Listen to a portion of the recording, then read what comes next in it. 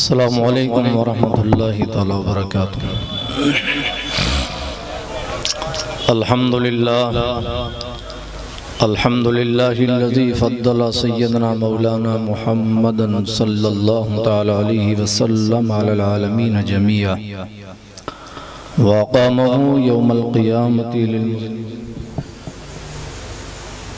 للمذنبین المتلوثین الخطائین الہالکین شفیعا، فصلی اللہ تعالی وسلم وبارک علیہ وعلی کل من ہوا محبوب ومرضی لدیہ، صلاة تبقى وتدوم بدوام الملک الحی القیوم، ونشهد ان لا الہ الا اللہ وحدہ لا شریک لہ، ونشهد ان سیدنا ومولانا محمدا عبدہ ورسولہ بالہدى ودین الحق یرسلہ، صلی اللہ تعالی علیہ وعلی آلہ وصحبہ دائما ابدا، اما بعد فاعوذ باللہ من الشیطان الرجیم، بسم اللہ الرحمن الرحیم۔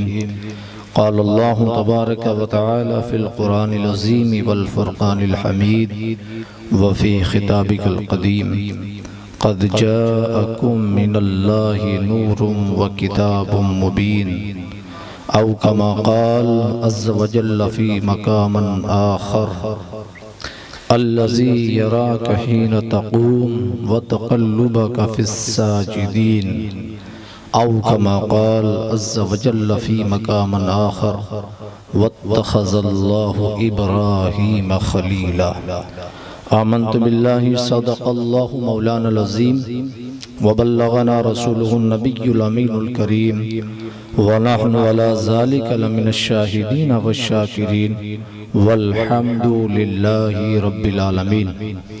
ارواز و عزت وقار، آئیے ہم اور آپ سب مل کر انتہائی عقیدت و محبت کے ساتھ اپنی اور ساری کائنات کی مرکزی عقیدت عالم نور کے پیکر لطیف، عرش الہی کے مسند نشی، شہر یار ارم، تاجدار حرم، نوبہار شفاعت، حضور رحمت للعالمین، طٰہٰ و یاسین، مراد المشتاقین، شمس العارفین، سید السالکین، امام الانبیاء والمرسلین، سیدنا و سندنا و آقانا و معوانا و ملجانا، فخر موجودات احمد مختار جناب محمد رسول اللہ صلی اللہ تعالی علیہ وسلم، جو ہرے ہرے گنبد میں آرام فرما رہے ہیں، وہ آقا جو اپنے دست کریم سے کائنات کو خیرات عطا کر رہے ہیں، وہ آقا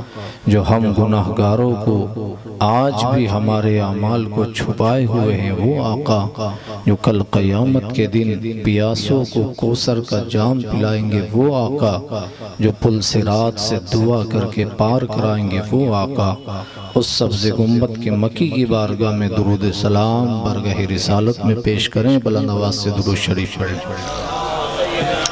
اللہم صلی علی سیدنا و مولانا محمد معدن الجود والکرم، منبع العلم والحلم والحکم، وآلہ وبارک وسلم، صلو علیہ، صلاة و سلام علیکہ یا سیدی یا سیدی یا سیدی یا مکی یا مدنی یا مطلبی یا قرشی یا ہاشمی یا رسول اللہ صلی اللہ تعالی علیہ وسلم، یا رسول اللہ انظر حالنا، یا حبیب اللہ اسمع قالنا، اننی فی بحر غم مغرق خذ یدی ساحل لنا اشکالنا، خدایا بحق بنی فاطمہ کے برقول ایمان کنم خاتمہ، گرداوتم رد کنی برقبول منو دست دامان آل رسول، یا صاحب الجمال و یا سید البشر، من وجہک المنیر لقد نور القمر، لا يمکن الثناء کما کان حقہ،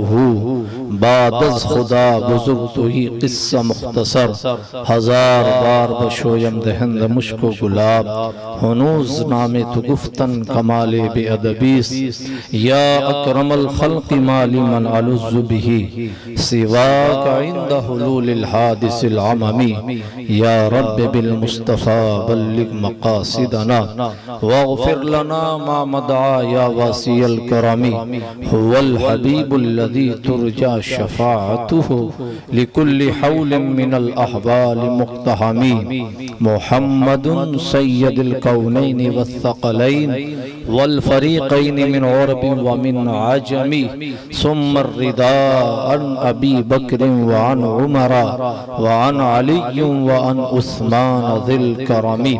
حضرات گرامی وقار، اللہ کی سرتاب قدم شان ہے یہ، انسان نہیں انسان وہ انسان ہے یہ۔ قرآن تو ایمان بتاتا ہے انہیں، ایمان یہ کہتا ہے میری جان ہے یہ۔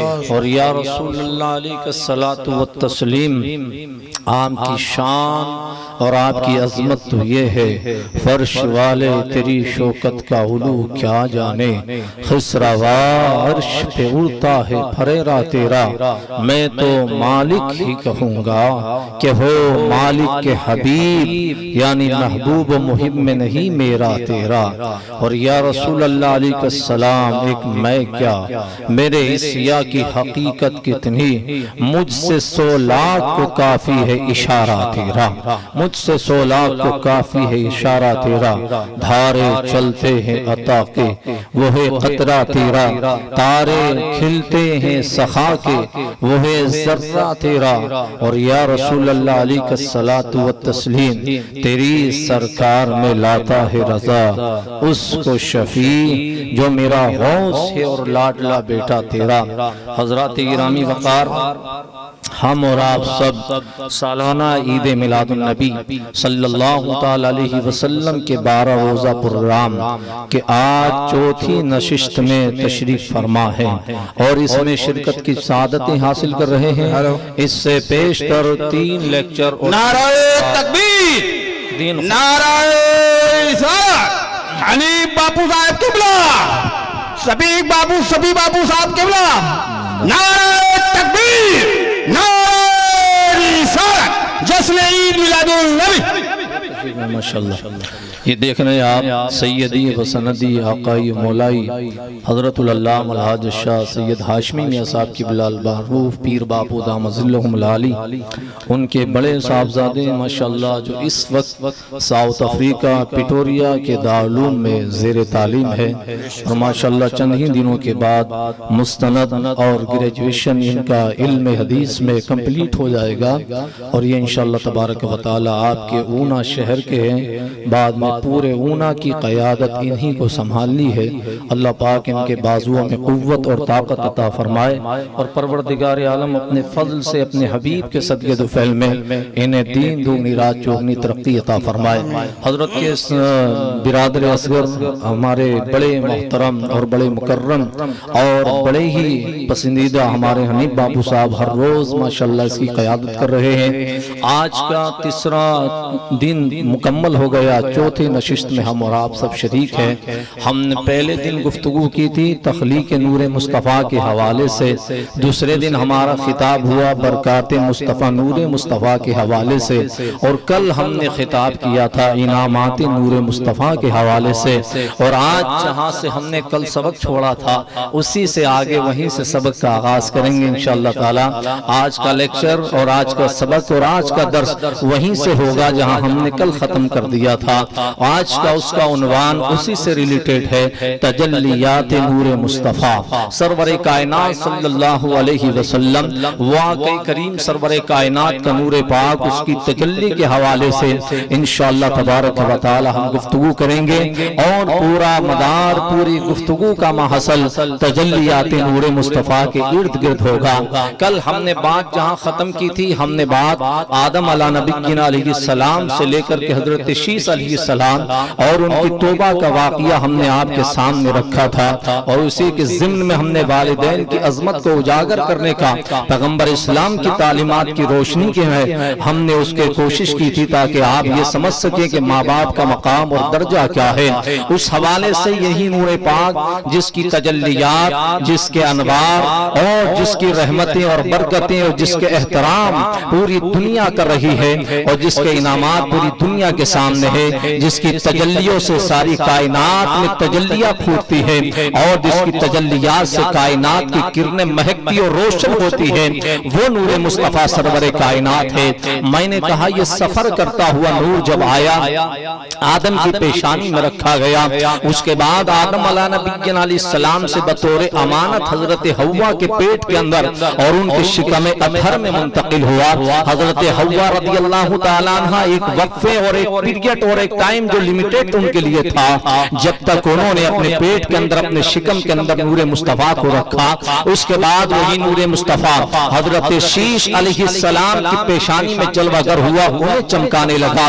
حضرت شیش علیہ نبی علیہ السلام روشن ہوئے، اور اس کے بعد جب حضرت آدم کے وصال کا وقت قریب آیا تو آقا علیہ السلام کے نور پاک کے تعلق سے ان سے میثاق اور عہد لیا گیا، اور ان سے یہ ایگریمنٹ کرایا گیا تھا کہ یہ نور مصطفیٰ جو بطور امانت آپ کے پاس میں ہے، اس کی حفاظت کرنا ہے، اور ایگریمنٹ کے الفاظ یہ تھے، حفاظت اس طرح سے کرنا ہے کہ یہ جو اس کا ذمہ دار اور اہل ہو اسی تک یہ پہنچانا ہے، یعنی پاک طیب و طاہر لوگوں کے اندر یہ منتقل کرتے رہنا ہے، پاک ارحاموں سے ہوتا ہوا اور پاک باپوں کی پشتوں سے ہوتا ہوا اسے امین تک پہنچا دینا ہے۔ ہم نے کہا وہ نور پاک حضرت آدم علیہ نبی علیہ السلام نے جب یہ ایگریمنٹ کرا دیا اور عہد لیا تھا اور اس کے اوپر حل برداری کروائی، فرمایا اس نور کی حفاظت کرنا ہے۔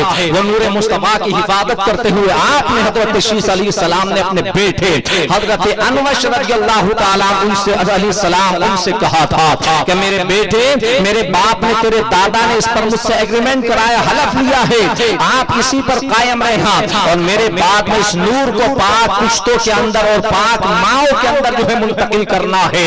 اب وہ سلسلہ چلتا رہا حتیٰ کہ حضرت شیش سے وہ سلسلہ چلا، وہ سلسلہ چلتے چلتے نسلن بعد نسلن حضرت ادریس علیہ نبی علیہ السلام تک وہ بطور امانت پہنچا۔ حضرت ادریس علیہ نبی علیہ السلام جن کو اللہ رب العزت نے دوبارہ زندگی عطا فرمائی، اور دوبارہ زندگی عطا کرنے کے بعد اللہ رب العزت کی بارگاہ میں جنہوں نے عرض کی تھی مولا تو قیامت کے دن لوگوں کو کیسے زندہ کرے گا، ذرا میں اس کو جاننا چاہتا ہوں کہ اتنے سالوں کے بعد مرنے کے بعد بندہ کیسے بیدار ہو جائے گا۔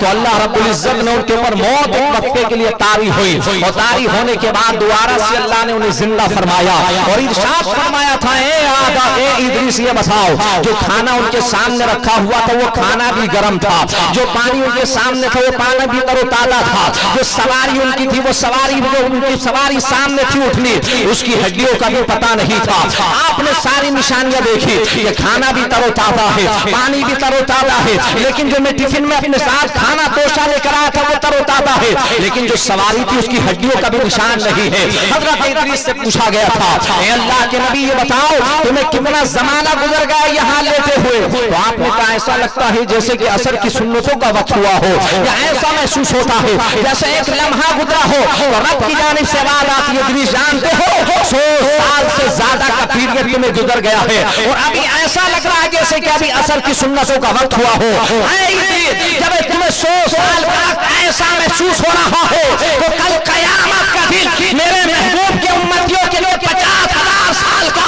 ایسے ہی گزر جائے گا جیسے ابھی پلک جھپکا تھا اور دن ختم ہو گیا تھا، ایسا ہی محسوس ہوگا قیامت کا دن میں۔ اللہ کے نبی ادریس علیہ السلام جن کو بڑا اونچا مقام عطا فرمایا، قرآن مقدس نے ان کی تعریف عظمت کو بیان کرتے ہوئے فرمایا وَرَفَعْنَاهُ مَكَانًا عَلِيًّا، اللہ نے ان کو بلندی والا مقام عطا فرمایا اور پھر ان کو زندہ آسمان کی طرف اٹھا لیا گیا۔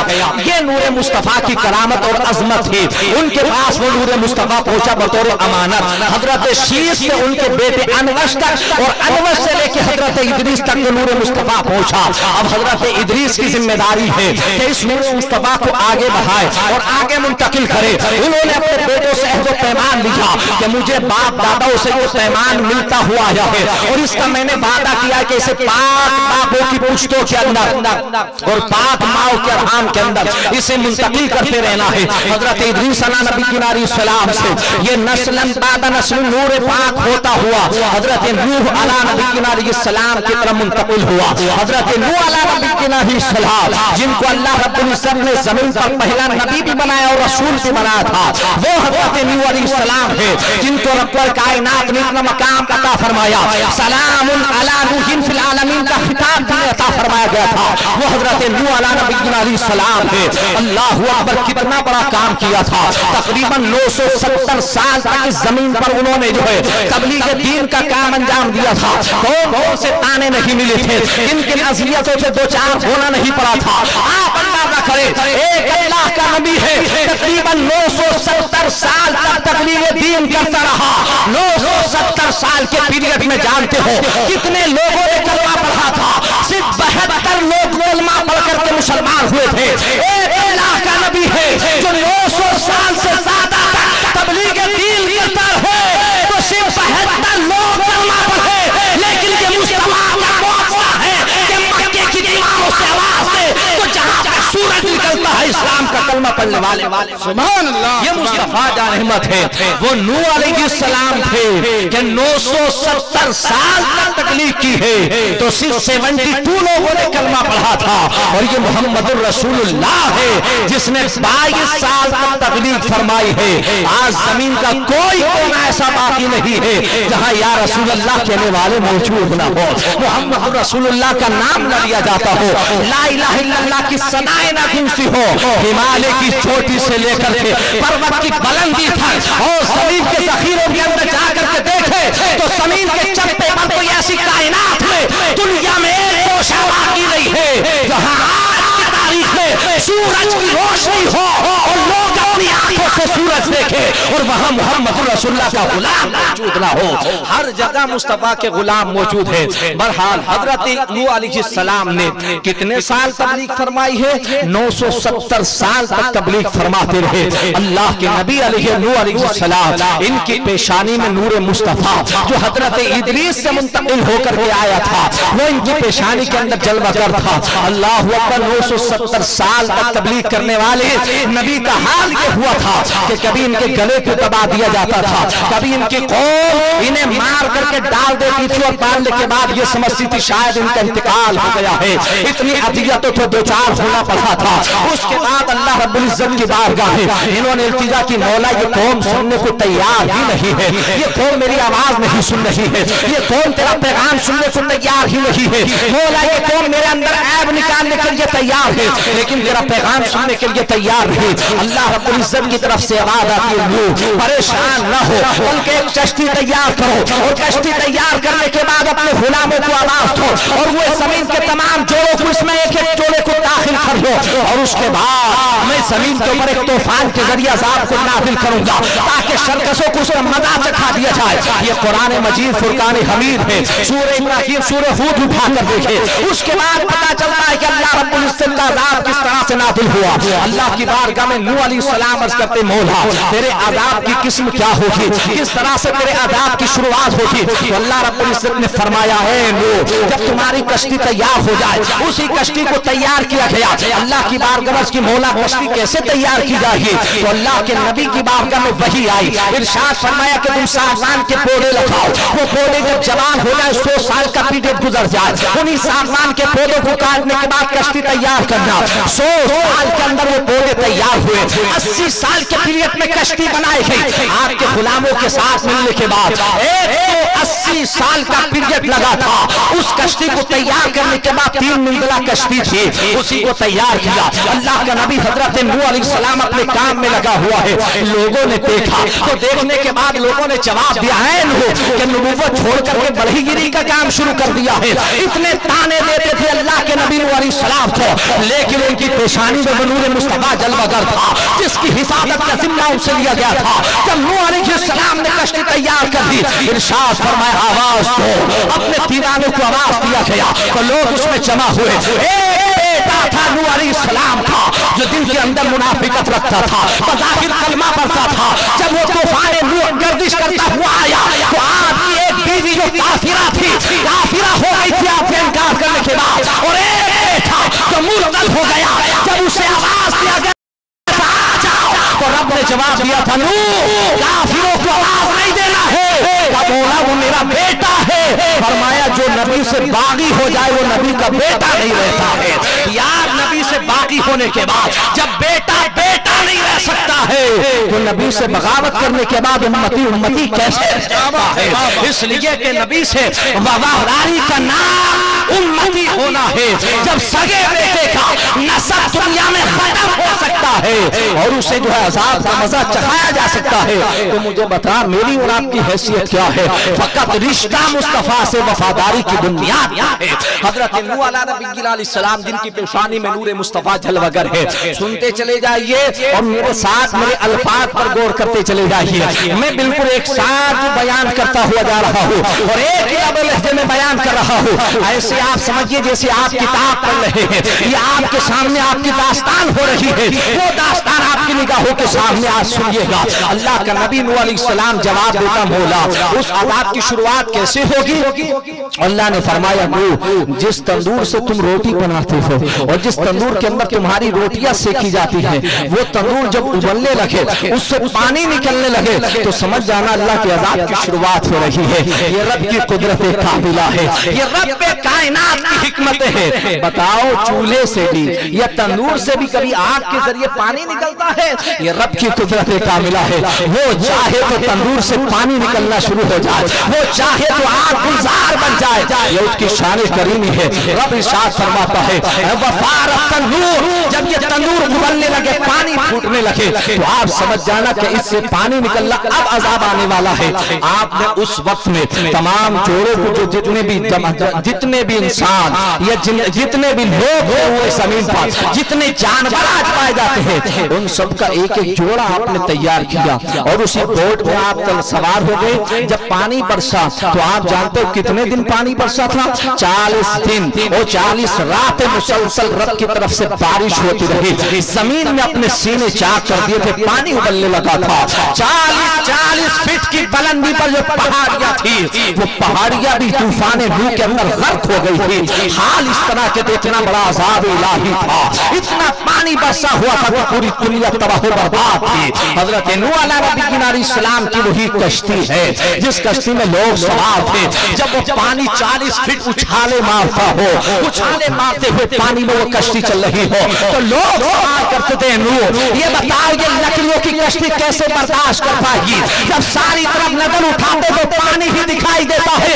ये बताओ किनारा कहाँ मिलेगा जहाँ कश्ती कामयाब होगी? तो अल्लाह का नबी नूह फरमाता था घबराने की जरूरत नहीं है, जब तक मेरी पेशानी में मुस्तफा का नूर जलवागर है, कायनात का तूफान कश्ती को बेकार कर सकता है। कायनात के तूफान में ताकत नहीं है कि वो मुस्तफा के नूर के साथ इस कश्ती को बिगाड़ सके।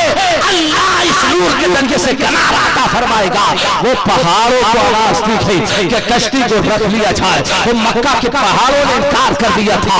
उसके बाद इराक की जमीन पर एक पहाड़ है जिसका नाम चूटी पहाड़, उसको आवाज दी तो कहा लब्बैक या सातैक के अल्लाह मैं हाजिर हूँ, मेरे ऊपर वो कश्ती रोक दी जाए, मैं समाने के लिए तैयार हूँ। इसलिए कि वो कश्ती में जो सवार है एक अल्लाह का नबी है जिसका नाम नूह है और उस अल्लाह के नबी की पेशानी में तेरे नबी आखिरी समा का नूर जलवागर है। वो पहाड़ी से लगा और लगने के बाद हजरत नूह अलैहिस्सलाम की पहाड़ी कश्ती से वो कश्ती जो थी वो पहाड़ी पर जाकर टकराई। इसी कश्ती के अंदर साथ ही ये बात भी आपको बता देता हूँ, याद रखिएगा, ये बतौर हिफाजत वजीफा भी है। आपको बता देता हूँ जब उसी कश्ती के अंदर आप آپ نے جانوروں کو بلایا تو سانپ اور بچھو بھی اس میں داخل ہونے لگے. جب سانپ اور بچھو کا جوڑا گیا تو اللہ کے نبی نوح نے روک دیا, فرمایا تمہاری ضرورت نہیں ہے. انہوں نے کہا اگر ہماری ضرورت نہیں ہے تو پھر بتاؤ جب ہم یہاں غرق ہو جائیں گے تو پھر ہماری نسل ختم ہو جائے گی کیا؟ نہیں, تم موذی جانور ہو, دوسرے جانوروں کو تکلیف دو گے. تو سانپ اور بچھو نے کہا اے نوح ہم تجھ سے اس نور کی قسم پر وعدہ لیتے ہیں کہ کائنات میں جو شخص بھی سلام علی نوح فی العالمین پڑھتا رہے گا ہم اسے کبھی ڈس نہیں سکتے ہیں. سبحان اللہ سبحان اللہ سبحان اللہ. قرآنی وظیفہ بھی ہے سلام علی نوح فی العالمین. کسی کے اوپر کتنا ہی خطرناک جن یا شیطان ہو, کسی بابا سے کنٹرول میں نہ آتا ہو تو کہیں مت جائیے گا, اپنے گھر بیٹھ کر یہ پڑھیے سلام علی نوح فی العالمین, سلام علی نوح فی العالمین. اگر حقیقت کوئی جن یا سیر ہوگا تو وہ ہاتھ جوڑ کر معافی مانگ کر واپس جا سکتا ہے. اس آیت کریمہ کے اندر اتنا پاور اور اتنی عظیم و شان کی آیت کریمہ ہے سلام علی نوح فی العالمین. پڑھیے میرے ساتھ سلام علی نوح فی العالمین, سلام علی نوح فی العالمین. اس میں بھی سلامتی ہے. معنی کیا ہوا؟ معنی یہ ہوا اے نوح تمہیں زمین کی فی العالمین تمام عالموں کی نجاحت ہم نے عطا کر دی ہے, نبوت عطا کی ہے, تم پر سلام ہو. کون بھیج رہا ہے؟ رب بھیج رہا ہے. کس پر بھیج رہا ہے؟ اپنے نبی نوح پر بھیج رہا ہے. یار جب نوح پر رب سلام بھیج سکتا ہے تو یہ امتی کیا اپنے نبی کو سلام نہیں کر سکتا ہے؟ پتہ یہ چلا کہ سلام کرنا یہ رب کی سنت مبارکہ ہے اور قرآن کا اصل اصول ہے کہ نبی کو سلام کیا جائے. قرآن نے ایک نبی کو سلام نہیں کیا بلکہ سب نبیوں کو سلام کیا ہے. سلام علی نوح فی العالمین, سلام علی ابراہیم, سلام علی الیاسین, سلام علی موسیٰ و ہارون, سلام علی الیاسین, سلام علی المرسلین. سب کو سلام کیا ہے. یہ رب کی سنت کاملہ ہے. نوح علی نبینا علیہ السلام جب آپ کی جو پہاڑی سے لگ گئی اور جب 40 دن اور 40 راتوں کے بعد جب سیلاب ختم ہوا پوری دنیا تباہ ہو گئی, اس کے بعد آپ کی کشتی سے آپ اترے اور اترنے کے بعد اس وقت جب کشتی میں سوار ہوئے تھے تو 80 لوگ تھے. آپ اترے اور اترنے کے بعد وہ عراق میں بغداد شریف سے تھوڑے فاصلے پر ایک شہر ہے جس کا نام ہے سمانون. وہ آپ نے پہلا زمین پر قائم کیا تھا شہر جس کا نام سمانون. سمانون کیوں رکھا تھا؟ سمانون عربی لینگویج میں 80 کو کہتے 80 کو. وہ 80 ہی لوگ تھے, انہی کے نام پر اس گاؤں کا نام رکھ دیا گیا تھا 80 لوگوں کا گاؤں. اس کا ترجمہ اردو یہ ہوا 80 لوگوں کا گاؤں, 80 قبیلوں کا گاؤں. وہی گاؤں تھا جو اللہ کے نبی حضرت نوح علیہ السلام نے جو ہے آباد فرمایا تھا. اس کے بعد ایک زمانہ گزرا اور اس کے بعد حضرت نوح علیہ السلام کے جب وصال کا وقت آیا تو آپ کے وصال کے بعد پہلے 4 بیٹے تھے طوفان سے پہلے, اور اس کے بعد جب وہ بیٹا ہلاک ہو گیا تھا تو مسلمان 3 بیٹے بچے تھے. اس میں سے سب سے بڑے بیٹے کا نام شام تھا, اس سے چھوٹے بیٹے کا نام حام تھا, اور اس سے چھوٹے بیٹے کا نام یافس تھا. اس شام کے جو سب سے بڑا بیٹا تھا آپ کا جانشین, اس کو آپ نے فرمایا بیٹے میرے بعد تجھے مجھے میرا خلیفہ بننا ہے, اور وہ جو نور میری پیشانی میں کبھی جلوہ گر ہوتا تھا اب وہ تیری پیشانی کے اندر جلوہ گر ہے. مجھ سے ادریس سے لے کر کے آدم تک یہ وعدہ لیا گیا ہے کہ اس نور مصطفیٰ کی حفاظت کرنا ہے, اس کی تجلیہ تیری پیشانی میں جلوہ گر ہے. میرے بیٹے تم اس سے وعدہ کر کہ اس نور پاک کی حفاظت کرے گا, اور حفاظت کیسی ہوگی کہ اسے طیب و طاہر باپوں کی پشتوں میں اور طیب و طاہر ماؤں کے ارحام میں سے منتقل کرنا ہے. اللہ اکبر. حضرت سامنے جو حضرت نوح علیہ السلام کے بڑے بیٹے تھے ان سے یہ وعدہ لیا گیا, اور اس کے بعد نسلن بعد نسلن یہ ان کی نسل میں چلتا رہا, اور چلتے چلتے حضرت ہود علیہ نبینا علیہ السلام تک یہ نور مصطفیٰ پہنچا. اللہ کا نبی حضرت ہود علیہ السلام ان کا قرآن کے 19 میں پارے میں تذکرہ تذکرہ فرمایا گیا ہے، اور جن کے بارے میں پوری ایک سورت نازل فرمائی سورہ ہود، اس میں تذکرہ فرمایا جن کو قوم عاد کے نبی بنا کر بھیجا تھا، حضرت ہود علیہ نبی علیہ السلام تک یہ نور مصطفیٰ پہنچا۔ اس کے بعد حضرت ہود علیہ السلام سے نسلاً بعد نسل یہ نور منتقل ہوا، اور منتقل ہوتے ہوتے ایک ایسے مرد کلندر کے پاس پہنچا جس کا نام حضرت تاریخ ہے۔ حضرت تاریخ کے پاس یہ نور مصطفیٰ پہنچا۔ حضرت نور مصطفیٰ پہنچنے کے بعد حضرت تاریخ کی پیشانی نور مصطفیٰ سے جب جلوہ گر ہوئی تو اس کی تجلیات تھی کہ پورا بائبل کا شہر روشن ہو گیا تھا۔ ایسے حالات کے اندر حضرت تاریخ کے وصال سے پہلے یہ نور خاتون کے شکم اطہر میں گیا، اور اس شکم اطہر سے منتقل ہونے کے بعد اس کے شکم سے جو بچہ پیدا ہوا، اس بچے کا نام ابراہیم علیہ نبی علیہ السلام رکھا گیا تھا۔ یہ اللہ کے نبی ابراہیم تک نور منتقل ہوا۔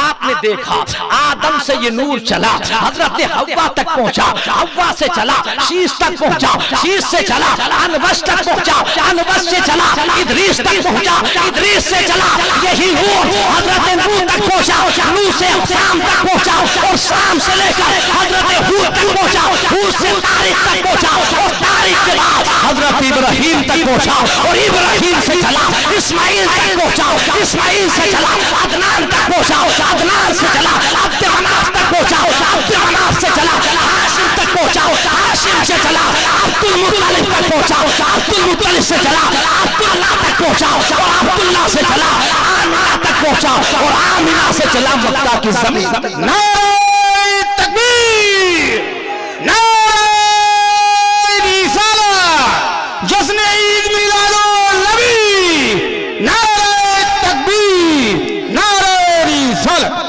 یہ نور مصطفیٰ ہے جو سفر کرتا ہوا جا رہا ہے۔ اس کے سفر کا عالم یہ تھا، اور اس انداز سے یہ سفر کر رہا تھا۔ میری گفتگو آپ سنتے جائیے، اور پھر آپ دیکھتے جائیے کہ آپ پیچھے پیچھے چل رہے ہیں۔ میں ہواؤں کی باتیں کرنے والا خطیب نہیں ہوں۔ میرے اساتذہ نے مجھے یہ نہیں سکھایا کہ ایک بات یہاں سے لاؤ، کہاں ہوا کیا ہوا تھا، عوام کو یہ پتہ ہی نہیں چلا کہاں سے ہوا تھا۔ رات بھر تقریر سنی ہے، صبح کو جا کر کہا بہت اچھے مولانا تھے، لیکن کیا مولانا نے کہا ہے یہ کوئی خبر نہیں تھی۔ آپ سنتے آئیے، اس کی ایک وجہ یہ بھی ہوتی ہے، عوام کا قصور بھی ہوتا ہے تو خطیب کا بھی ہوتا ہے۔ پتا چلا کہ ابھی عرش پر باتیں کر رہا تھا، اور عرش سے چھوڑ کر تحت الثری آ گیا ہے۔ نانا وہ بیچارہ عرشی میں اٹکا ہوا ہے سننے والا، تو تحت الثری پہنچ گیا تو اس کی سمجھ میں کیا آئے گا؟ کبھی تحت الثری سے اٹھا تو آسمانوں پر پہنچ گیا۔ نہیں، آپ سلسلہ وار چلیے گا تو عوام اس سبق کو سمجھے گی۔ اب آپ اندازہ کریں وہاں سے یہ نور چلا، کہاں پہنچا؟ حضرت ابراہیم علیہ نبی علیہ السلام تک پہنچا۔ حضرت تاریخ کس کا نام ہے؟ ابراہیم کے باپ کا نام ہے۔ قرآن مجید میں فرقان حمید میں سورۃ الانعام کے اندر ان کے باپ کا نام اذ قال لأبیہ ابراہیم آزر فرمایا گیا۔ آزر عربی زبان میں باپ کو بھی کہتے ہیں اب، اور اس کے علاوہ چچا کے لیے بھی اب کا استعمال ہوتا ہے عربی زبان میں، یعنی ابن چچا کو بھی کہا جاتا ہے، وہ بھی باپ ہی کے درجے میں ہے۔ اور ابی کا لفظ باپ کے لیے بھی استعمال ہوتا ہے۔ تو باپ حضرت تاریخ تھے جو موحد تھے، دین الہی پر قائم تھے، لا الہ الا اللہ کی تسبیح کرنے والے تھے، اور اللہ کے کلمے کا اعلان کرنے والے تھے، جو انہوں نے کبھی بتوں کی عبادت نہیں کی ہے۔ حضرت عبداللہ ابن عباس رضی اللہ تعالیٰ فرماتے ہیں یہ زمین آدم سے لے کر جب تک زمین پر نزول ہوا، مصطفیٰ جان رحمت تک، شریعت اسلامی کے آنے تک کبھی ایسی نہیں ہوئی کہ اس میں 7 لوگوں سے کم مسلمان رہے ہوں۔ 7 لوگ مسلمان ہمیشہ ہر دور میں رہے ہیں، وہ چاہے کسی بھی نبی کا زمانہ ہو، نبی آیا ہو یا نہ آیا ہو، لیکن 7 لوگ ہیں جو کلمہ پڑھ کر ہمیشہ موحد رہے اور اللہ کے کلمے کا اعلان کرتے رہے۔ اس حدیث پاک کو حضرت عبداللہ ابن عباس نے روایت کیا، اور اس روایت کو جو میں اب پیش کر رہا ہوں داماد پیغمبر فاتح خیبر علی شیر خدا مشکل کشا روایت فرماتے ہیں۔ انہوں نے فرمایا، حضرت عباس نے فرمایا آدم سے لے کے اور مصطفیٰ کی جلوہ گری تک، جب تک مصطفیٰ نے شریعت کا اعلان کیا ہے 7 لوگوں سے کم نہیں رہے۔ حضرت علی فرماتے حضرت نوح کے طوفان نوح کے بعد سے لے کے ہمارے مصطفیٰ کے کلمہ کے اعلان کرنے تک یہ زمین کبھی بھی اللہ والوں سے جن کی گنتی 9 اور 7 بنتی ہے ان سے کبھی خالی نہیں رہے۔ وہ 7 افراد کون ہیں جو ہمیشہ مسلمان ہی رہے اور جن کے ایمان کی گواہی قرآن نے دی ہے؟ وہ 7 مسلمانوں کا افراد کی جماعت وہی رہی جن گلیوں سے نور مصطفیٰ گزرتا ہوا گیا تھا، جن گلیوں سے، جن راستوں سے، جن باپوں کی پشتوں سے، جن ماؤں کے پیٹوں سے وہ نور مصطفیٰ گزرا تھا۔ وہی 7 لوگ افراد تھے یکے بعد دیگر ہر دور میں جن کی زبانوں پر لا الہ الا اللہ کا ترانہ جاری تھا، اور جو لوگ اللہ کی توحید کا اعلان کرنے والے تھے۔ حضرت ابراہیم علیہ نبینا علیہ السلام جن کی پیشانی میں نور مصطفیٰ جلوگر ہو گیا، سبحان اللہ، ان کی بڑی شان ہے شریعت اسلامی میں، مصطفیٰ کی شریعت میں بڑی شان۔ اب نبیوں کی دوسروں کی بھی شان ہے، لیکن ابراہیم ہے، ابراہیم کا مقام ابراہیم کا میرے آقا کے جد اکرم ہے۔ کون ہے؟ دادا جان ہے مصطفیٰ کے، جد کریم ہے۔ اور مصطفیٰ نے فرمایا تھا ملت ابراہیم، میں ابراہیم کی ملت پر ہوں۔ مصطفیٰ نے فرمایا تھا اتنا پیار اپنے دادا سے کیا، فرمایا جب نماز میں درود پڑھو تو صرف محمد کے نام کی نہیں پڑھنا بلکہ محمد کے دادا کے نام کی بھی پڑھنا۔ اس لیے فرمایا درود پڑھتے نا، درود ابراہیمی نام بھی درود ابراہیمی رکھا، درود محمدی نام بھی رکھا جا سکتا تھا، لیکن حضور کو دادا سے پیار اتنا تھا کہ اس درود کا نام ہی حضور نے درود ابراہیمی رکھا ہے۔ اب بتاؤ دونوں برابر ہے نا؟ فرمایا اللہم صلی علی سیدنا محمد وعلی آل سیدنا محمد، تو پہلے تو مصطفیٰ ہی کا نام ہے نا، تو درود محمدی ہونا چاہیے تھا، بعد میں ہے ابراہیم کا نام۔ حضور نے فرمایا نا میرے دادا کے نام پر رکھا جائے، اگر دادا کا نام آ گیا تو بیٹے کا نام بھی آ گیا۔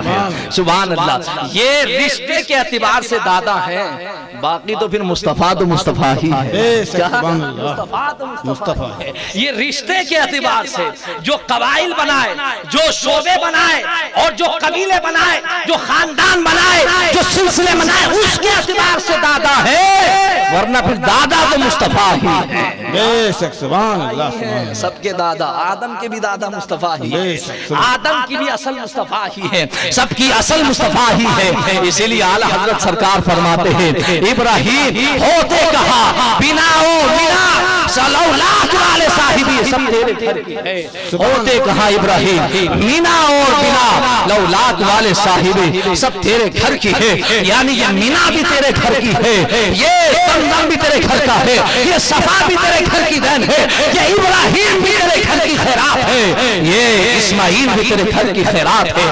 مصطفیٰ نہ ہوتے تو کوئی نہ ہوتے، لیکن سلسلہ بظاہر سلسلہ ہے اور رشتہ بظاہر رشتہ ہوتا ہے۔ حضور نے رشتوں کی عظمت بیان فرمائی ہے، رشتوں کا حضور نے مقام بیان فرمایا۔ ایسا ہی میں نے کہا نا یہ رشتے کے اعتبار سے دادا ہیں، ورنہ پھر مصطفیٰ تو مصطفیٰ ہی ہے۔ سرکار کے سگے چچا ہیں حضرت عباس، سگے چچا ہے نا حضرت عباس، اور عمر میں بھی 2 سال بڑے ہیں، حضور سے 2 سال عمر شریف میں بڑے ہیں۔ بخاری شریف کی حدیث ہے نا، وہ صحیح بخاری شریف کی حدیث ہے۔ آقا علیہ السلام نے ان سے ایک دن فرمایا تھا، کسی نے پوچھا ان سے حضرت عباس سے، سرکار کے چچا سے، بھئی چچا چھوٹا ہو عمر میں یا ویسے ہی بڑا ہو تو رشتے میں بڑا ہی ہوتا ہے، رشتہ تو بڑا ہی ہوتا ہے۔ سرکار کے چچا حضرت عباس سے پوچھا تھا عباس یہ بتاؤ تم بڑے ہو یا مصطفیٰ بڑے ہیں؟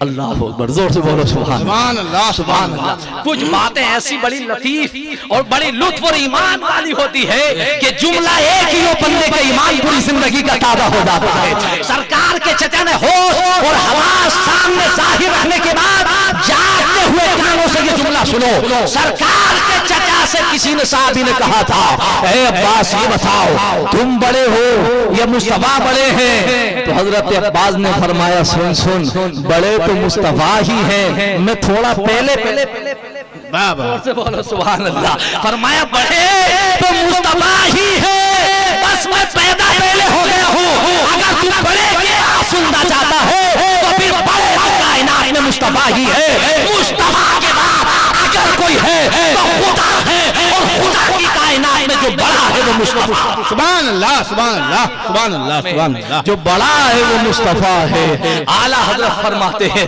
سارے اونچوں میں اونچا سمجھئے جسے ہے اونچے سے اونچا، ہمارا نبی سارے اچھوں سے اچھا سمجھئے جسے ہے اس اچھے سے اچھا، سب سے اعلیٰ वाउला, हमारा नबी सबसे बाला वो बाला, हमारा नबी। बाला वो बाला की तकरार ये बताती है कि उनसे बड़ा ही नहीं। बाला और बाला की तकरार उर्दू का मुहावरा है, अल्फाज है, तो इसका तर्जुमा ये बहुत बड़ा हो, बहुत बड़ा यानी वो इतना बड़ा हो कि लोग उसकी लंबाई और बड़ाई को नाप ना सके, वो बड़ा जाने और बड़ा करने वाला सुभान अल्लाह। कितना है वो बड़ा जानता है या उसको बड़ा करने वाला खुदा जानता है। तो इब्राहीम अला नबी सलाम का बड़ा मकाम है अल्लाह के नबी की दीन की शरीयत में, मुस्तफा अहमद की शरीयत में इस्लाम का बड़ा मकाम है। सरकार के दादा है, सुभान अल्लाह, जद्द करीम है। इतना मकाम है कि आका अलैहिस्सलाम ने जब बकरीद का मौसम आया और कुर्बानी वाजिब हुई तो अल्लाह के नबी सल्लल्लाहु अलैहि वसल्लम ने फरमाया कुर्बानी करो मालिक इंसान। तो सहाबा ने अस्की या रसूलल्लाह अलैहिस्सलाम मा हादिल अज़हा या रसूलल्लाह, ये कुर्बानी क्या है या रसूलल्लाह? तो नबी ने जानते हो क्या जवाब दिया? हुजूर ने फरमाया सुन्नत अबीकुम इब्राहीम, ये तुम्हारे बाप इब्राहीम की सुन्नत। सुभान अल्लाह। और खुद हुजूर की भी सुन्नत है ना, हुजूर की, हमारे लिए तो हुजूर ही की सुन्नत है। और हुजूर ये भी कह सकते थे जब वो सवाल किया था मा हादिल अज़हा या रसूलल्लाह, या रसूलल्लाह ये कुर्बानी क्या है? तो हुजूर ये कह दे सकते थे सुन्नती व सुन्नती अबीकुम, ये मेरी भी सुन्नत है, ये मेरे बाप इब्राहीम की भी सुन्नत है। ना ना, अपना नाम जिक्र नहीं किया, दादा का नाम जिक्र किया, फरमाया ये तुम्हारे बाप इब्राहीम की सुन्नत है। और आज भी बताओ वो सुन्नत इब्राहीमी दीन इस्लाम में राय, इतना बड़ा मकाम क्यों दिया था?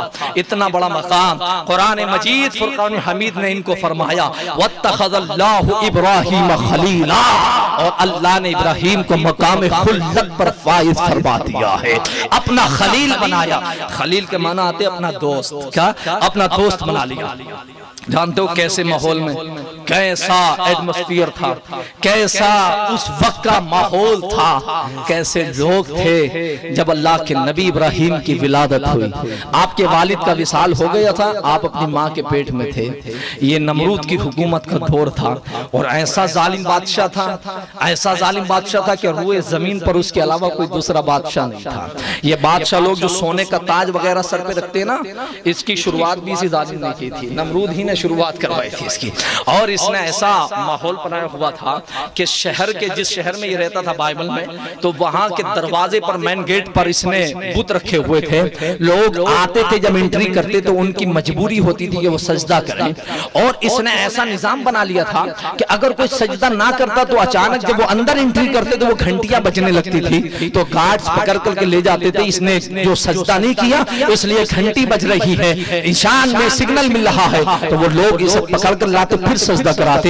इतना जालिम बादशाह सर नमरूद के रूए जमीन पर उसके अलावा उस जमाने में कोई दूसरा बादशाह नहीं था। ऐसे माहौल के अंदर इस जालिम बादशाह की एक दिन आंख लगी, और आंख लगने के बाद इसको ख्वाब आया।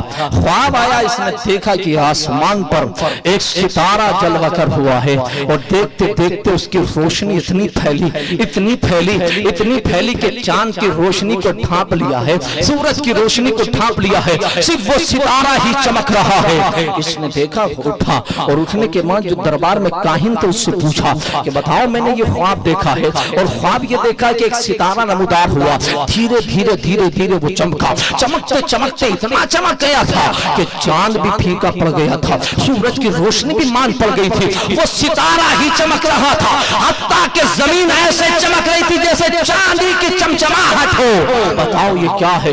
तो काहिनों ने जवाब दिया, नमरूद को कहा बादशाही वक्त ये तो तुम्हारे जवाल का अल्टीमेटम आ गया है, ये तो सिग्नल है कि तुम्हारा जवाल आने वाला है, तुम्हारा तख्त पलटने वाला है। कहा कैसे? कहा कि किसी तुम्हारे ही शहर में तुम्हारी हुकूमत के किसी औरत के ऐसा बच्चा पैदा होगा, और वो धीरे धीरे जब जवान होगा तो वो कलमा हक का ऐलान करेगा, और कलमा हक के ऐलान के साथ तुम्हारी हुकूमत तबाह कर दी जाएगी, और उस लड़के की हुकूमत कायम हो जाएगी।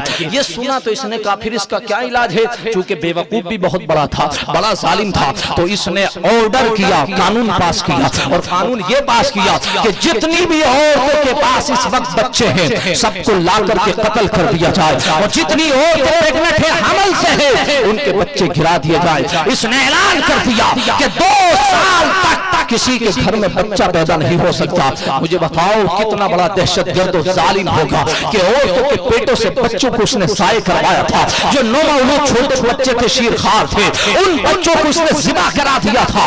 حال اس کے یہ ہو گئے تھے. لیکن اللہ جسے رکھے اسے کون چکھ سکتا ہے. اسی کے دربار میں کام کرتے تھے حضرت ابراہیم کے والد, اور ان کی والدہ اسی کے دربار میں خدمت کرتی تھی. آپ حمل سے ہوئی تو 9 مہینے گزرے, کسی کو یہی پتہ نہیں چلا کہ حمل سے ہے بھی کہ نہیں ہے. اسی دشمنانی اور ظالمانہ دور کے اندر ابراہیم اپنی ماں کے پیٹ کے اندر ہے. بادشاہوں سے کاہن برابر کی کہہ رہے ہیں کہ وہ بچہ پیدا ہونے والا ہے. یہ روزانہ پوچھتا تھا بتاؤ آج کیا رپورٹ ہے, وہ بچہ قتل ہو گیا کہ نہیں وہ بچہ قتل نہیں ہوا, پیدا ہونے والا ہے. اس نے کہا عورتوں کی تلاشی ہو, عورتوں کی تلاشی چیک اپ کرائے جاتے تھے. اس نے کہا حضرت ابراہیم علیہ نبی علیہ السلام کی ماں کو بھی دیکھا جاتا, مگر عورتیں دیکھ کر کہتی ان کے پیٹ میں تو کوئی بچہ ہی نہیں ہے. انہیں کیا پتا تھا کہ جو دنیا میں آ رہا ہے وہ صرف ابراہیم ہی نہیں ہے, بلکہ اپنی پیشانی میں آمینہ کے لال کا نور لے کر بھی جلوہ کر ہو رہا ہے. وہ مصطفیٰ احمد کا نور لے کر آ رہا ہے. حضرت ابراہیم علیہ نبی علیہ السلام, ان کی والدہ اس ظالم کے ڈر سے غار میں چلی گئی. جب ولادت کا وقت آیا اور ایک غار میں جانے کے بعد آپ نے اپنے بچے کو جنم دیا, بچہ جلوہ کر ہو گیا. ابراہیم علیہ نبی علیہ السلام, ماں چھوٹے بچے کو کئی ظالم کی تلوار میرے بچے کی گردن میں نہ چل جائے, ایسے ماحول کے اندر آپ نے اسی بچے کو اپنے سینے سے لگایا, دودھ پلایا, اور دودھ پلانے کے بعد اسی غار کے اندر رکھ دیا اور غار میں پتھر لگا دیا, بند کر کے واپس آ گئی. اندازہ کرو کیسا کٹھن دور ہوگا, کیسے حالات ہوں گے. یہ باتیں سے سننے کی نہیں, آپ لوگ انالائز کریں اور سوچیں کیسا دور ہوگا کہ جب ماں اپنے بیٹے کو ایک پہاڑی کی سوراخ میں اندر خاکگار میں چھوڑ کر کے آئے, پتھر لگا کر آ جائے. ماں کو دربار میں بھی آنا تھا اور وہاں یہ بھی پتہ نہیں ہونا تھا کہیں بچہ اگر پتہ چل جائے تو ظالم تلوار سے گردن اڑوا دے گا. حضرت ابراہیم علیہ نبی علیہ السلام ہے, ادھر غار میں ماں چھوڑ کر آ رہی ہے, ادھر ماں جب چھوڑ کر کے آئی تو اللہ نے سدرہ کے مکی جبریل کو بھیج دیا. فرمایا جا جبریل اسی غار کے اندر میرے ابراہیم کے پاس بیٹھ کر کے باتیں کرنا, جب تک اس کی ماں نہ آئے ابراہیم رونا نہیں چاہیے, اس لیے کہ ہم نے اس نے مقام خلت کا درجہ عطا فرما دیا ہے. ان کی پرورش ہو رہی ہے. اللہ کا نبی ابراہیم علیہ نبی علیہ السلام ایک روایت میں 7 سال, ایک روایت میں 17 سال, 17 سال تک 17 ایئرز تک حضرت ابراہیم علیہ نبی علیہ السلام اسی غار میں جلوہ کر رہے. 17 سال کے بعد جب جوانی کا آپ نے جوانی کی دہلیز پر قدم رکھا اور پہلی بار آپ کی والدہ آپ کو گھر لے کر کے آئیں, لانے کے بعد باپ کا تو انتقال ہو گیا تھا. یہی جس کا نام آزر ہے چچا, اس کی ہی پرورش میں آپ رہے, یہی کفیل آپ کا بنا. جب آپ نے دیکھا تو یہ بڑے بڑے بت بناتا تھا اور بڑی بڑی جو ہے اسٹیچو بنا کر کے بھیجا کرتا تھا. ابراہیم علیہ نبی علیہ السلام جب جلوہ گر ہوئے, آپ کو اللہ نے نبوت عطا فرمائی تھی, اور نبوت عطا کرنے کے بعد اب نبوت کی ذمہ داری یہ ہے کہ اس کی تبلیغ کی جائے. آپ نے آنے کے بعد سب سے پہلے تبلیغ اسلام اپنے گھر سے شروع کی, اور گھر سے شروع کرنے کے بعد اپنے باپ آزر سے کہا, چچا سے, کہ چچا یہ کیا ہے؟ کہا یہ جو ہے میں بت بنا رہا ہوں, مارکیٹ میں بیچوں گا. آپ نے فرمایا آپ اس کی عبادت کیوں کرتے ہو؟ تو کہا اچھا اس کی عبادت اس لیے کرتے ہیں کہ ہم نے اپنے آبا و اجداد کو ایسے ہی کرتے ہوئے دیکھا. تو حضرت ابراہیم علیہ نبی علیہ السلام نے سورۃ الانبیاء میں ہے 17 میں پارے میں اللہ کے نبی ابراہیم نے فرمایا تم اور تمہارے آبا و اجداد تم لوگ سب گمراہی میں تھے, میں جس دین کی دعوت دے رہا ہوں. تو ابراہیم سے انہوں نے کہا پھر تمہارا رب کون ہے؟ تو آپ نے فرمایا میرا رب وہ ہے جو زمین و آسمان کو پیدا کرنے والا ہے. اللہ کے نبی ابراہیم علیہ السلام نے تبلیغ کا کام آغاز کیا اپنے ہی گھر سے. گھر میں تبلیغ کرنا بہت مشکل کام ہوتا ہے, اپنے گھر میں تبلیغ کرنا بہت مشکل کام ہوتا ہے.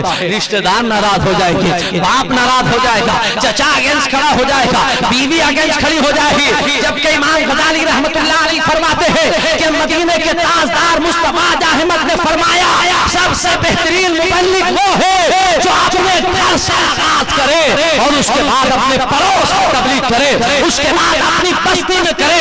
یہ اللہ کے نبیوں کی سنت ہے کہ انہوں نے پہلے اپنے گھر سے تبلیغ کا اعلان فرمایا.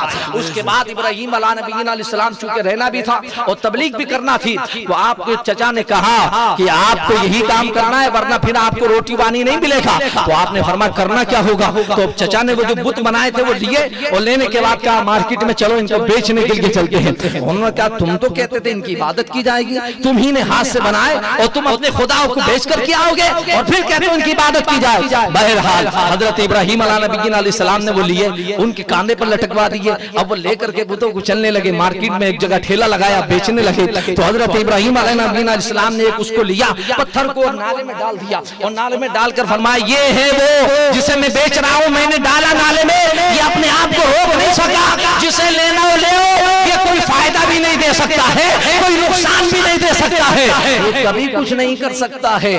اس لیے اگر خریدنا ہے تو خریدو, نہ خریدنا ہو تو مت خریدو. چچا نے کہا یار تو بزنس کر رہا ہے یا بھٹا بٹھا رہا ہے, تو بیچنے کے لیے آیا ہے یا پھر نقصان پہنچانے کے لیے آیا؟ کہ نہیں میں تو اسی طرح بیچوں گا, اگر بکوانا ہے تو بکواؤ ورنہ مجھے گھر جانے دو. چچا نے کہا ٹھیک ہے تم جاؤ اپنے گھر, یہ تمہارے بس کا کام نہیں ہے. آپ نے ارشاد فرمایا بتاؤ چچا یہ تمہیں فائدہ دے سکتے ہیں یا نقصان دے سکتے ہیں. یہیں پر ایک بات آپ کو بتاتا ہوں, مصطفیٰ جہنمت نے جب نبوت اور رسالت کا اعلان کر دیا, یہیں پر رکیے گا, آگے مت جائیے گا, میں جو بتا رہا ہوں یہیں پر یہیں سے بات کا آغاز کریں گے. حضور اکرم صلی اللہ علیہ وسلم نے نبوت اور رسالت کا اعلان کیا. اس کے بعد جب مکہ فتح ہو گیا تو سرکار کے سسر بھی ہوتے حضرت سفیان, امیر معاویہ کے والد گرامی, انہوں نے ایک مرتبہ بیٹھے ہوئے تھے اور سرکار کے چچا حضرت عباس بھی بیٹھے ہوئے تھے. تو یہ سب آپس میں گفتگو کر رہے تھے کہ یار یہ بتاؤ, حضرت سفیان سے انہوں نے کہا, حضرت عباس نے کہ یار سفیان یہ بات بتا کہ تو بڑا انٹیلیجنٹ آدمی تھا, پڑھا لکھا تھا,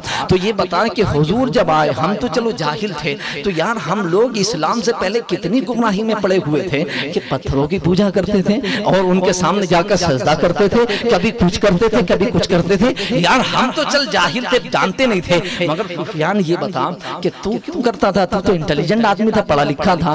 تو سفیان نے جواب دیا کہ ان کی صرف عبادت ہی نہیں ہوتی تھی بلکہ عبادت کے ساتھ تجارت بھی ہوا کرتی تھی. جب تجارت ہوتی تھی تو پھر اس لیے میں عبادت بھی کرتا تھا.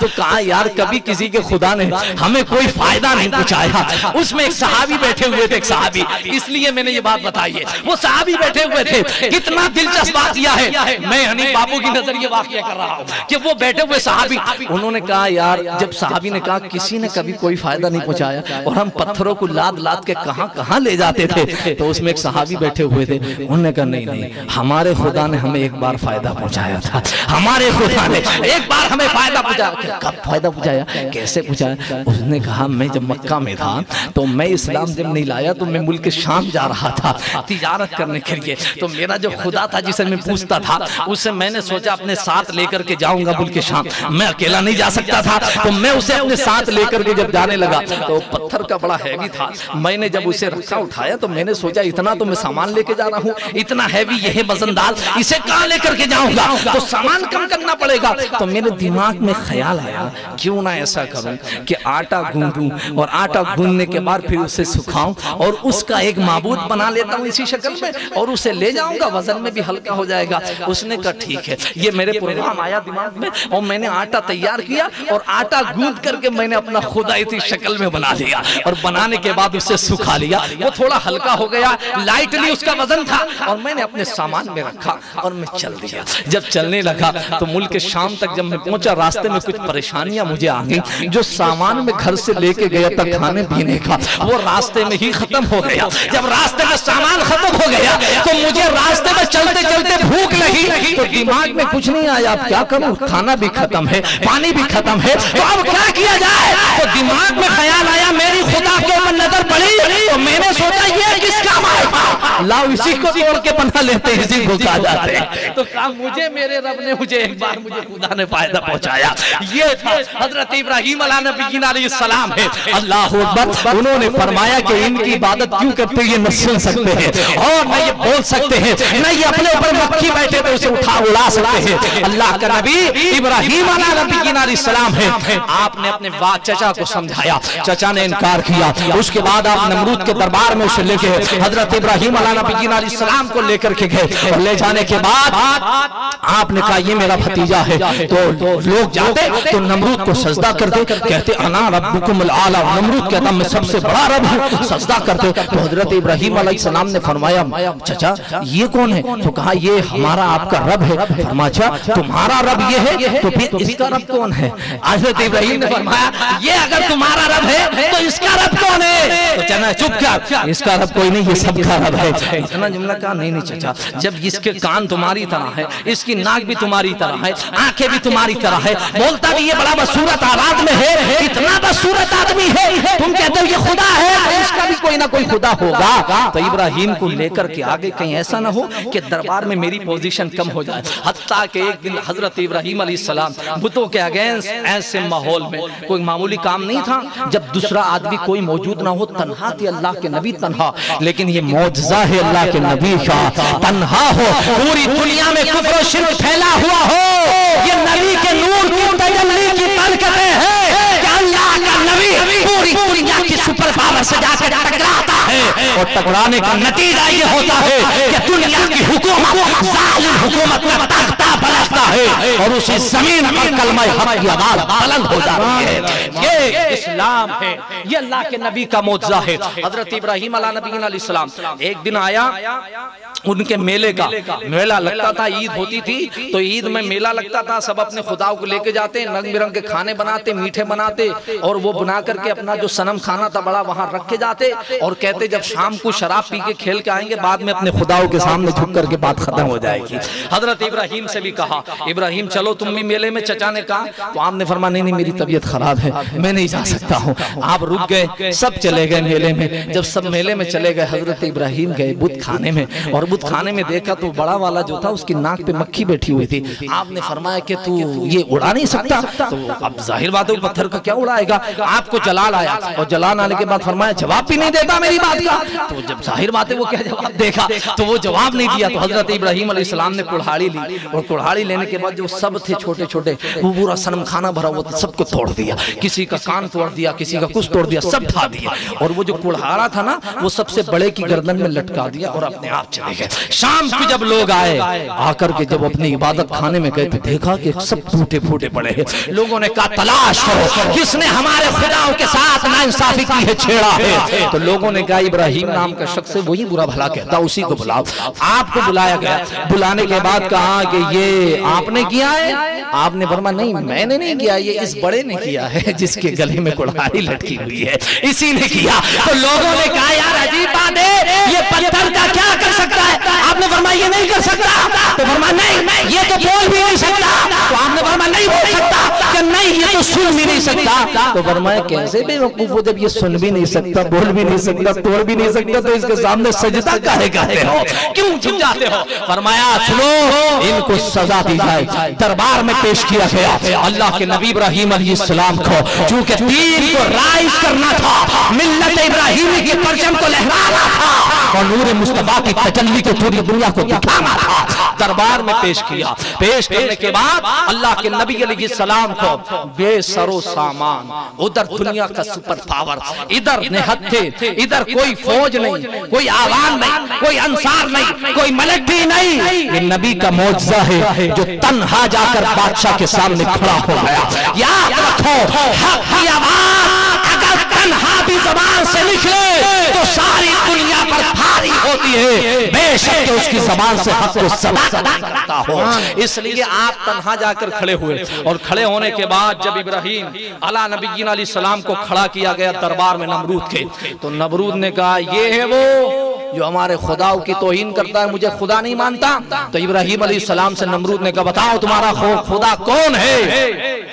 ابراہیم نے جواب دیا علم تر الی الذی حاج ابراہیم فی ربہ ان آتاہ اللہ الملک اذ قال ابراہیم ربی الذی یحیی و یمیت قال انا احيي واميت قال ابراہیم فان اللہ یاتی بالشمس من المشرق فاتی بها من المغرب فبہت الذی کفر واللہ لا یہدی القوم الکافرین۔ اللہ پاک نے فرمایا جب ابراہیم علیہ السلام دربار میں حاضر ہوئے، نمرود نے پوچھا بتاؤ تمہارا رب کون ہے؟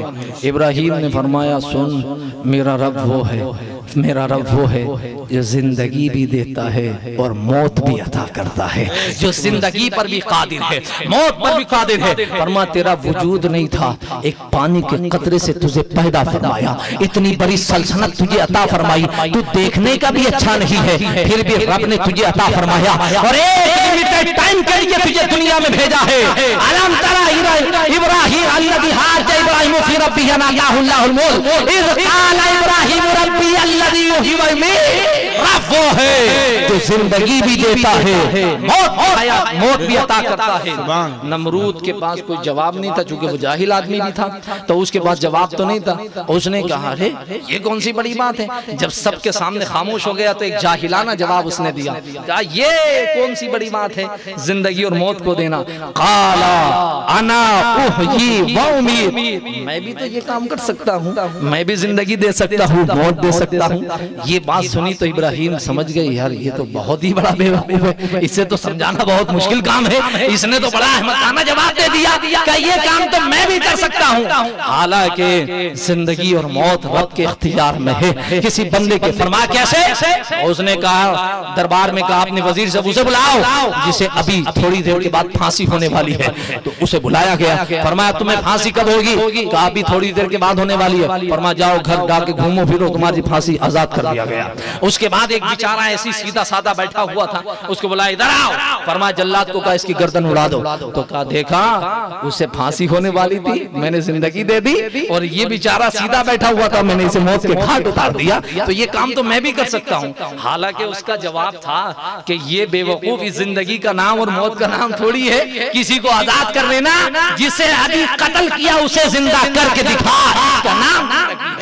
لیکن ابراہیم علیہ نبینا علیہ السلام نے فوراً ہی دوسرا سوال کیا، فرما تو یہ کہتا ہے قال انا احیی و امیت قال ابراہیم فإن اللہ یاتی بالشمس من المشرق فاتی بها من المغرب۔ فرما سوچ اگر تو رب ہے تو میرا رب وہ ہے جو مشرق سے سورج نکالتا ہے مغرب میں لا کر کے غروب کر دیتا ہے۔ اگر تو رب ہے تو مغرب سے نکال مشرق میں لا کر کے چھپا۔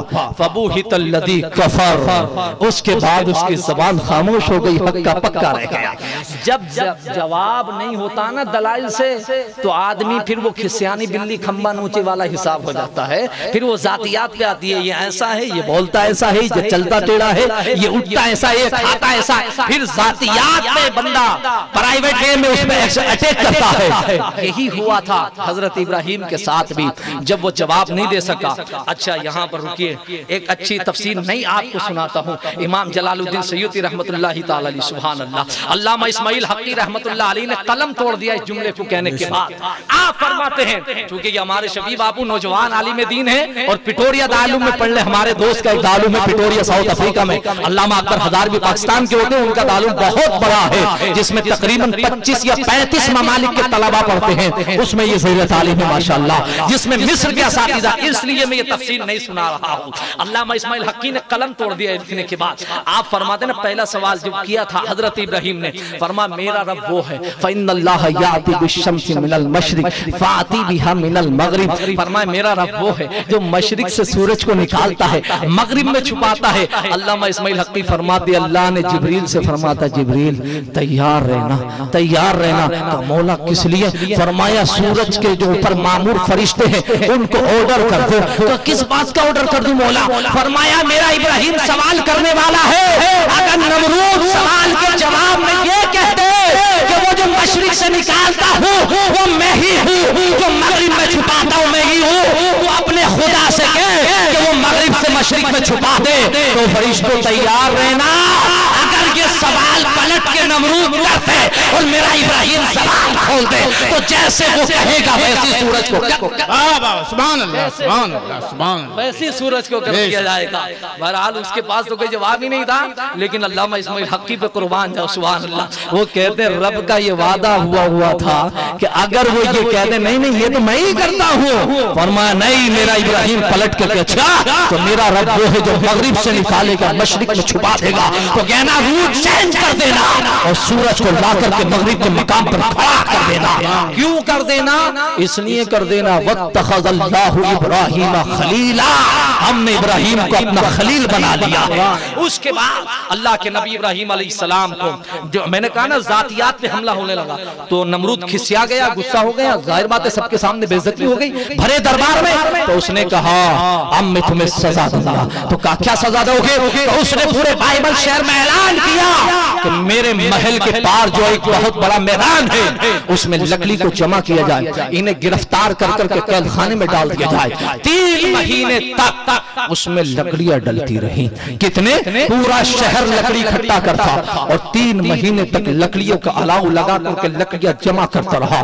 لکڑیاں جمع ہو گئی، جمع ہونے کے بعد جب 3 مہینے میں محل کی اونچائی سے بلندی پر لکڑیاں پہنچ گئی، اس کے بعد اس میں آگ کو روشن کیا گیا، دہکایا گیا، اور آگ کو دہکانے کے بعد حضرت ابراہیم علیہ السلام کو لایا گیا، ان کے ہاتھ پاؤں میں پیڑیاں پڑی ہوئی تھی۔ اس کے بعد حضرت ابراہیم علیہ السلام کو جب لائے تو لوگوں نے کہا اتنی بڑی آگ میں کیسے ڈالا جائے گا، کیسے اتنی بڑی آگ میں حضرت ابراہیم کو ڈالا جائے گا؟ تو ایک روایت میں تو یہ آتا ہے کہ جب وہ آگ لگائی تو اس کی آگ کی لپٹیں زمین سے اس کے محل سے 40 فٹ اونچی باتیں کر رہی تھی آسمان سے، اتنی اونچی آگ لگائی ہوئی تھی۔ تو کسی نے کہا محل پہ سے جلات سے کہو کہ انہیں نیچے پھینک دیا جائے، کہا نہیں محل پہ سے پھینکے گا تو وہ خود جل جائے گا، تو کیا کیا جائے؟ ایک ہتھیار اس زمانے میں چلتا تھا، آج بھی منجنیق جس کو کہا جاتا ہے، کہ اس کو رسوں کو بڑا بڑا منجنیق، شیطان نے یہ مشورہ دیا تھا کہ بڑے بڑے ڈنڈے لو، بڑے بڑی لکڑیاں لو اور اس میں منجنیق کے ذریعے انہیں بٹھاؤ اور بٹھا کر کے جھولے کی شکل میں جھلاؤ اور اس کے ذریعے ساتھ میں اس کو پھینک دیا جائے۔ حضرت ابراہیم علیہ السلام کو 3 مہینے کی قید کے بعد منجنیق کے ذریعے سے جس کی آسمان سے باتیں کر رہی تھی آگ، اس کے اندر ڈالا گیا۔ جب آپ کو منجنیق میں لا کر رکھا گیا تھا تو آپ پر مامور فرشتہ آ گیا، کہا آپ کہیں تو میں اسے اڑا دوں۔ آپ نے فرمایا نہیں مجھے تیری ضرورت نہیں ہے۔ ابراہیم علیہ السلام کے پاس ہواؤں کا فرشتہ آ گیا کہ آپ کہیں تو میں ایسی ہوا چلاتا ہوں کہ پورا شہر تباہ و برباد ہو جائے گا۔ آپ نے فرمایا مجھے تیری بھی ضرورت نہیں ہے۔ پانی کا فرشتہ آ گیا، کہا ابراہیم اگر اجازت ہو تو پانی برسا دیتا ہوں، ساری آگ پانی پانی ہو جائے گی۔ فرمایا مجھے تیری بھی ضرورت نہیں ہے۔ جب آگ میں پھینکا جانے لگا تو سید الملائکہ جبریل امین حاضر ہوئے اور کہا حل لک حاجت یا ابراہیم، اے ابراہیم اگر کوئی حاجت ہو تو مجھے بتاؤ، میں تمہارے رب سے جا کر کہہ دوں گا۔ ابراہیم نے فرمایا نہیں جبرائیل اس کی بھی ضرورت نہیں ہے۔ تو کہا مجھ سے نہیں کہہ سکتے تو اپنے رب سے کہہ دو۔ رب سے جب کہوں جب رب کو پتا نہ ہو کہ میں کس حال میں ہوں، رب سے جب کہوں جب اسے پتا نہ ہو، تو کہا وہ نہیں دیکھ رہا ہے کہ میرے ہاتھ بندے ہوئے ہیں، اسے نہیں پتا کہ آگ آسمان سے باتیں کر رہی ہے، اسے نہیں پتا ہے کہ میرے پاؤں کے اندر بیڑیاں ڈال دی گئی ہے۔ تو کہا پتا ہے؟ تو کہا جبریل جب پتا ہے تو جس حال میں خدا رکھے گا اس حال میں ابراہیم راضی ہو جائے گا۔ ابراہیم علیہ السلام جب آگ کے اندر پھینک دیا گیا تو ادھر آگ میں پھینکا گیا ہے، ادھر آگ میں ڈال دیا گیا، اور ادھر رب نے فرمایا قلنا یا نارو کونی برداً وسلاما علی ابراہیم، اے آگ ٹھنڈی ہو جا، سلامتی والی ہو جا، گلزار ہو جا، اس لیے کہ میرا ابراہیم تیرے اندر جلوہ گر ہونے والا ہے اور اسرائیل کی پیشانی میں میرے محبوب کا نور سبحان اللہ۔ آگ ٹھنڈی ہو گئی، جب آگ میں پھینکا تو فرشتوں نے گود میں اٹھایا تو آپ نے دیکھا باہر تو آگ جل رہی ہے، یہاں تو باغیچہ بنا ہوا ہے، گلاب کے پھول کھل رہے ہیں۔ آپ نے دیکھا گلاب کے پھول کھل رہے ہیں، فرشتوں نے کہا حضور یہ زمین آپ ہی کے لیے تیار کی گئی ہے۔ فرمایا چاروں طرف خوشبو آ رہی، تو میں نے اس وقت اپنا سر سجدے میں رکھا اور سجدے میں رکھنے کے بعد کا سبحان اللہ والحمدللہ واللہ اکبر، مولا تیری کتنی بڑی شان ہے کہ باہر کو آگ جل رہی ہے اور یہاں جنت کو اٹھا کر لا کر میرے قدموں میں رکھ دیا گیا ہے. فرما ابراہیم جانتا نہیں ہے تیری پیشانی میں ہمارے محبوب کا نور جلوہ گر ہے, اس لیے یہ اہتمام کیا گیا ہے, اس لیے اہتمام کیے گا. 40 دن مسلسل وہ آگ کے شعلے بھڑکتے رہے, 40 دن تک آگ میں ابراہیم رہے. لوگوں نے سمجھا تھا کہ اب ہڈیاں بھی نہیں بچی ہوں گی. اس کے بعد اللہ کا نبی ابراہیم نکلتا ہے تو ایسے تھے کہ کپڑا بھی کالا نہیں ہوا تھا. یہ نور مصطفیٰ ہے, یہ نور مصطفیٰ ہے. اعلیٰ حضرت نے اسی لیے فرمایا چمک تجھ سے پاتے ہیں سب پانے والے, میرا دل بھی چمکا دے چمکانے والے. حضور سرور کائنات کا نور پاک ان کی پیشانی میں جلوہ گر تھا. ابراہیم علیہ السلام جب جبریل نے کہا نا بتاؤ کوئی حاجت ہو تو میں رب سے کہہ دوں گا, میں رب سے کہہ دوں گا. یہ جبریل نے سب سے کہا تھا, سب سے کہا تھا یہی بات. جب آدم کو زمین پر اتارا تھا تو ان سے بھی یہی کہا تھا حل کا حاجت یا آدم, بتاؤ کوئی حاجت ہو تو مجھے بتاؤ, میں وہاں رہتا ہوں جہاں تم نہیں جا سکتے ہو. جب حضرت شیش کی باری آئی تھی ان سے بھی یہی کہا تھا, حضرت ادریس سے بھی یہی کہا تھا, حضرت ہود سے بھی یہی کہا تھا, حضرت نوح سے بھی یہی کہا تھا, ابراہیم سے بھی یہی کہا. جب اسماعیل کے گردن پر چھری رکھی تھی تب بھی یہی کہا تھا. جب حضرت عیسیٰ کو یہی سوال کیا گیا تھا, موسیٰ سے یہی کہا تھا. قربان جاؤ آمینہ کے لال پر, گنبد خضرا کے بقیع پر. جب معراج کی رات میرے مصطفیٰ سدرہ پر پہنچے تھے تو سدرہ پر پہنچنے کے بعد فرماتا چلو جبریل, تو کہا یک موے برسر پرم فروغ تجلہ بسوزت پرم. اب ایک بال کے برابر بھی آگے گیا تو یا رسول اللہ میرے پر جل جائیں گے. جبریل کا جو آخری سٹیج یہی ہے, اب اس سے آگے نہیں. تو حضور نے فرمایا تھا جبریل تم نے ہمارے دادا سے کہا تھا اللہ کا حاجت یا ابراہیم, ابراہیم کوئی حاجت ہو تو بتاؤ ہم وہاں جاتے رہتے ہیں جہاں تم نہیں جا سکتے. تم نے یوسف سے جب کنویں میں گرے تھے تو یہی کہا تھا کوئی حاجت ہو تو بتاؤ ہم وہاں رہتے جہاں تم نہیں جا سکتے. جب میرے باپ آدم کو اتارا تھا تو تم نے یہی کہا تھا کہ تم بتاؤ کوئی حاجت ہو تو ہم وہاں رہتے جہاں تم نہیں جا سکتے. جبریل بتا اب تیری کوئی حاجت ہو تو محمد وہاں جا رہا جا تو نہیں, وہاں جا رہا جہاں تو نہیں جا سکتا ہے. وہ ہزار عالم میں ایک لمحے میں آنا جانا میرے حضور کا ہے, دل ٹھکانا میرے حضور کا ہے. یہ ہے مصطفیٰ جان احمد سرور کائنات جو ایک لمحے میں ادھر ہیں اور ایک لمحے میں ادھر ہیں. تو یہ نور مصطفیٰ سرور کائنات کی جلوہ گری تھی جو آدم علیہ نبینا علیہ السلام کی پیشانی میں جلوہ گر تھا. تو نہ ابراہیم کی پیشانی میں تو نار نمرود گلزار ہو گئی. اور 40 دن کے بعد آپ وہاں سے نکلے, آپ نے تبلیغ فرمائی اور اس کے بعد اللہ کا حکم ہوا کہ یہ شہر چھوڑ لو, ہجرت کر لو. آپ نے ہجرت کی اور ہجرت کر کے آپ مصر آئے. مصر میں آپ کے ایک چچا تھے, وہاں پر ان سے سامنا ایک کسی بادشاہ کا ہو گیا تھا, جنگ ہوئی, اس سے ایک لڑکی شہزادی آپ نے باندی بنا لی. وہ آپ کے چچا نے, اس کا نام ہاجرہ تھا, اس سے ساتھ میں آپ نے مصر میں رہے. اور مصر کے بعد آپ کو حکم ہوا کہ اب فلسطین چلے جاؤ. اپنی بیوی سارا اور اپنے چند افراد کو لے کر, اور خدمت کے لیے چچا نے ہاجرہ کو دے دیا تھا, ہاجرہ کو لے کر کے مصر فلسطین کی زمین پہنچے جہاں آج مسجد اقصیٰ قبلہ اول ہے. وہاں پر تبلیغ شروع فرمائی. اس کے بعد بہت بڑا زمانہ گزر گیا تو آپ بڑے مہمان نواز تھے, بچوں سے بڑی محبت کرتے تھے. تو ایک دن ایک بچے کو دیکھا مسکراتا ہوا تو اللہ کی بارگاہ میں عرض کی مولا رب اے اللہ مجھے وَأَلْحِقْنِ بِالصَّالِحِينَ, مجھے بھی تو ایک صالح بیٹا عطا فرما دے. یہ حضرت سارا نے سنا تو دل میں ہوا کہ شاید میرے پیٹ سے بچہ پیدا نہیں ہوگا. ابراہیم کو بچے کی ضرورت ہے, اس لیے کہ وہ نور مصطفیٰ بطور امانت منتقل کرنا تھا. تو حضرت سارا نے ہاجرہ سے نے کہا ابراہیم ان سے نکاح کر لو. آپ جب نکاح کر لیا ان کے بطن مقدس میں بطور امانت وہ نور مصطفیٰ آیا اور اس کے بعد ایک بیٹا اسماعیل علیہ السلام کی شکل میں جلوہ گر ہوا ہے۔ اب جب بیٹے کے پاس، جب ظاہر بات ہے بیٹا ہو گیا تو اب بیٹے کے پاس آنا ہے، بیٹے کو دیکھنا ہے، بیٹے کو لینا ہے، تو حضرت سارہ کو بڑا رشک آیا۔ انہوں نے کہا اب سارہ وقتی حضرت ہاجرہ کے لیے ہے، تو آپ نے فرمایا ایسا کرو اب انہیں فلسطین سے جدا کرو اور انہیں کہیں ایسی جگہ چھوڑاؤ جہاں کوئی بندہ ہی نہ ہو۔ اللہ کا وعدہ ہوا اور اللہ کے وعدے کے مطابق اسماعیل اور ہاجرہ کو لے کر کے وادی غیر ذی زرع، قرآن نے کہا وادی ذی زرع، جہاں کوئی انسان ہی نہیں تھا، صرف درخت ہی درخت تھے، سوکھے ہوئے پہاڑ تھے، وہاں چھوڑ گئے۔ اس وادی ذی زرع کا نام مکہ المکرمہ ہے، یہاں پر چھوڑ گئے۔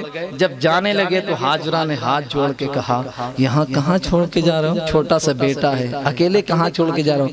وہ کوئی جواب نہیں دیا۔ فرمایا کہاں چھوڑ کے جا رہا ہوں؟ 3 بار کہا، کوئی جواب نہیں دیا۔ ہاجرہ نے کہا ابراہیم کہ یہ تمہارے رب کا حکم ہے؟ تو کہا ہاں یہ میرے رب کا حکم ہے۔ ہاجرہ نے ہاتھ اٹھائے، کہا ابراہیم اب جائیے آپ، اللہ آپ کی حفاظت کرے، جب رب کا حکم ہے تو پھر ہمیں کوئی شے ضائع نہیں کر سکتی ہے۔ یہاں پر ابراہیم، ہاجرہ اور اسماعیل رہے، ابراہیم واپس آ گئے۔ یہیں سے کل انشاءاللہ تبارک و تعالی اس سفر کا آغاز کیا جائے گا۔ وآخر دعوانا الحمدللہ رب العالمین۔